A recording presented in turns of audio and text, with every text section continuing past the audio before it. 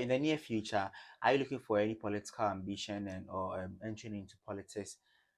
Oh, sure. When I say out of school, main politics, and maybe joining, mm, not mentioning any party, but any two parties or any of the other parties. Yes, please. Yes, You have please. political I have ambitions. political Wow, why ambitions. so? Why so? Fine, I know you are the Oguaho president. Someone will say to, as you are saying, to develop your skills and also other stuffs. But with the political ambition, is there a distinctive reason for that? Exactly. I would say that the leadership desire in me is something that I believe is a God-given mantle.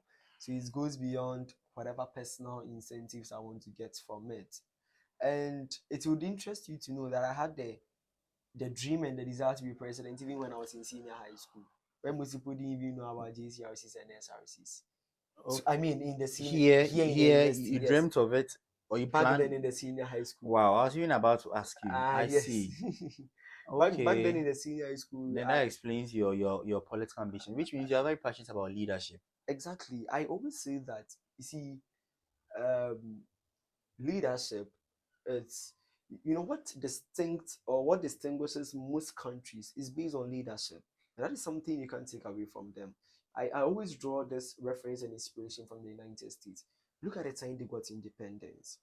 Look at the resource that was at their disposal, oil. But because of leadership, because of planning, today they pride themselves the most Yeah. important and powerful nation in the world. And that is something no one can dispute. That is as a result of leadership. I believe that resources are there, but systems have been created in such a way that we have the existence of states, we have the existence of leaders, because we can't have an anarchy, we can't have everyone doing what they want.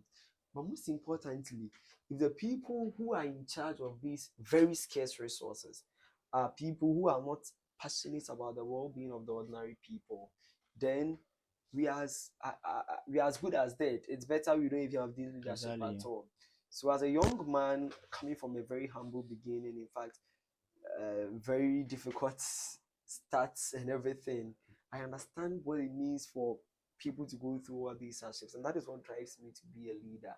So I keep saying, in the next 2 years, in the next 3 years, if I see a young lady who is so equipped with graphic designing because she got a training from Premier Ladies in Tech, if I can see a young man who hasn't even been employed, but because of Premier Media Hub, he can now take photographs and he's making his own money. That is what gives us the sort of satisfaction that we need as leaders. Wow. And that is what drives me to move into politics in the near future. Wow. So, guys, in the near future, we'll see Nana B, the Yes. president of Oguaho, being in holding a position either in Amen. parliament or somewhere, or a ministerial Amen. position. So let's look forward for that. And I believe his hard work would also push him